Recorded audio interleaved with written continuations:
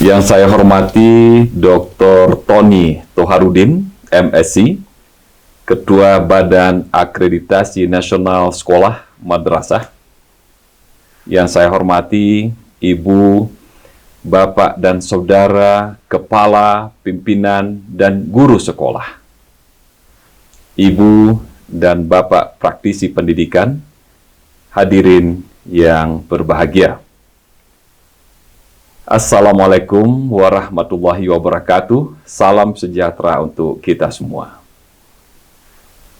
Pertama-tama saya menyampaikan penghargaan dan apresiasi yang tinggi kepada penyelenggara webinar nasional ini, Scholarsi dan partners yang telah menyelenggarakan kegiatan yang sangat penting dan bermanfaat bagi kita semua bangsa Indonesia. Sebagaimana kita ketahui, Scholarsi adalah platform beasiswa kemitraan Indonesia yang menjalankan program kerjasama pendidikan dengan sekolah, perguruan tinggi, dan korporasi sebagai media dalam meningkatkan relevansi kebutuhan setiap instansi. Nah, karena itu, Scholarsi dengan berbagai program yang dijalankan oleh platform ini tentu perlu kita dukung bersama agar dapat menjalankan visi dan misi dengan baik. Ibu, Bapak, dan Saudara yang saya hormati, pendidikan merupakan tonggak utama untuk meningkatkan kualitas sumber daya manusia. Pendidikan adalah tulang punggung kemajuan suatu bangsa dan negara. Nelson Mandela mengatakan, "Education is the most powerful weapon which you can use to change the world." Oleh karena itu, kita harus melakukan yang terbaik dalam mengantarkan pelajar Indonesia menjadi generasi cerdas, berbudi pekerti luhur, berakhlak mulia, mampu bersaing, dan menjadi kebanggaan bangsa di dalam negeri maupun di dunia internasional. Sebagai upaya meningkatkan mutu pendidikan tersebut, hadir di tengah-tengah kita Scholarsi sebagai sarana pemberi beasiswa kemitraan. Ini merupakan salah satu upaya untuk memberi kesempatan kepada anak-anak kita agar mendapatkan akses pendidikan dengan baik untuk belajar dan menciptakan generasi penerus bangsa yang unggul dan terdepan. Selamat dan penghargaan yang tinggi untuk Scholarsi. Riset terbaru yang dilakukan US News dan World Report tahun 2021 mengungkap 10 negara dengan sistem pendidikan terbaik, yaitu Amerika Serikat, Inggris, Jerman, Kanada, Perancis, Swiss, Jepang, Australia, Swedia, dan Belanda. Indonesia berada di nomor urut 54 dari 78 negara. Data tersebut tentu membuat hati kita kurang bahagia ya. Namun dengan munculnya data itu pula, kita bangsa Indonesia lebih terpacu dalam memajukan pendidikan di negara kita, yang pada akhirnya bermuara kepada peningkatan kualitas sumber daya manusia untuk membangun bangsa dan negara kita. Di negara kita, Indonesia, pendidikan memang mengalami kemajuan yang pesat, yang berdampak pada peningkatan sumber daya manusia Indonesia yang luar biasa. Kita semua merasakannya, baik di kota maupun di desa. Namun, Di tengah kemajuan yang pesat itu, pendidikan di Indonesia juga mengalami berbagai tantangan yang tidak mudah.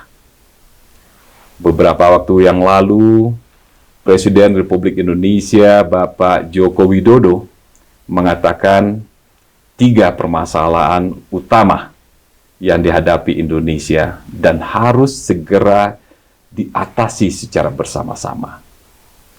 3 permasalahan tersebut adalah: pertama, besarnya persentase siswa yang berprestasi rendah.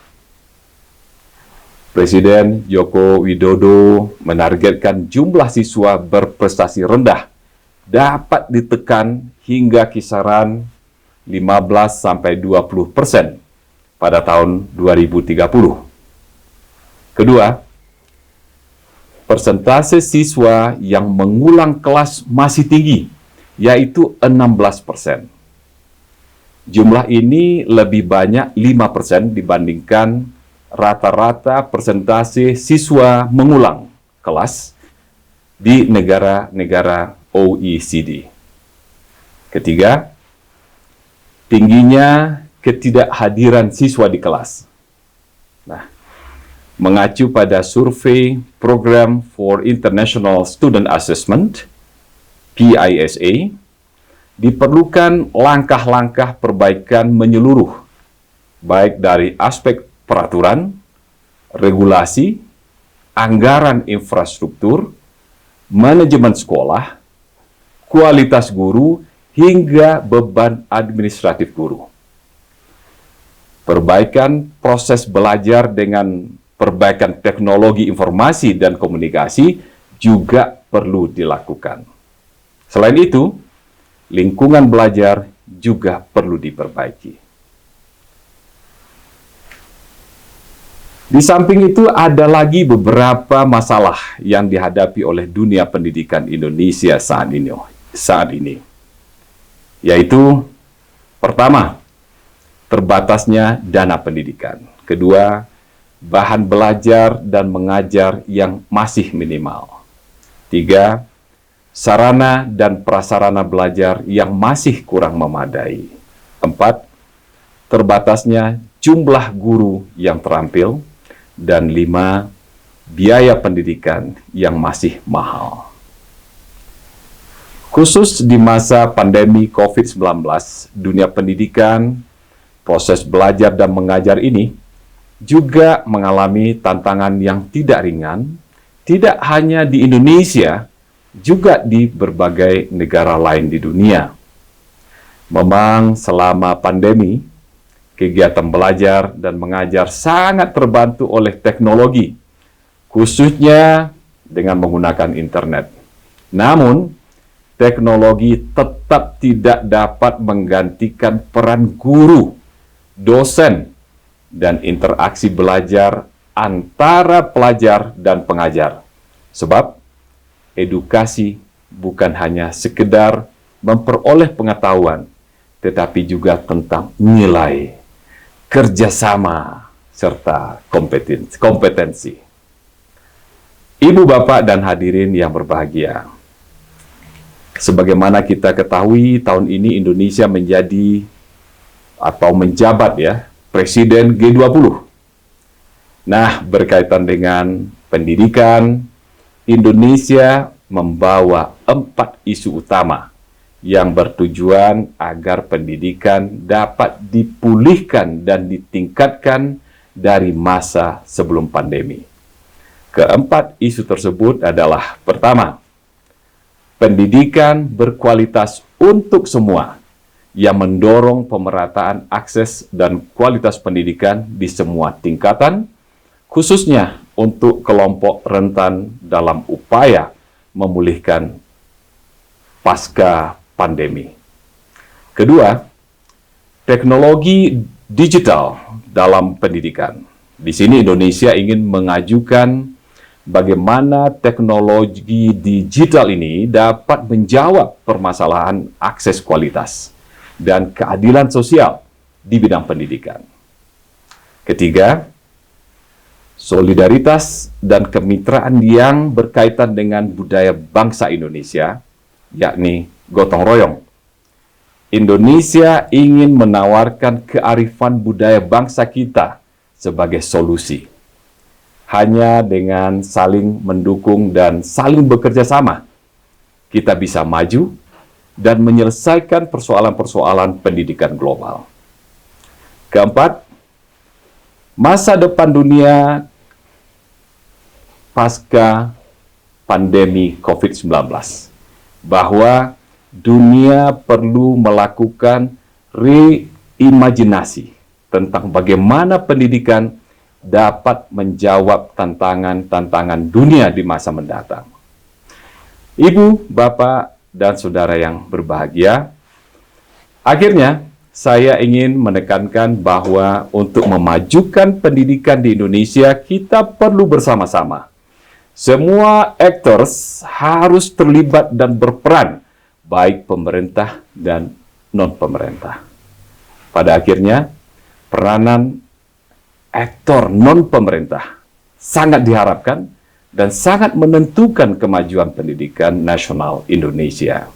Sebab beberapa masalah utama pendidikan yang dihadapi Indonesia sebagaimana saya sampaikan di awal tadi, sebagian besar dapat diatasi melalui peningkatan peran dan dukungan non-pemerintah, terutama lembaga pendidikan, kalangan pengusaha, organisasi, dan individu.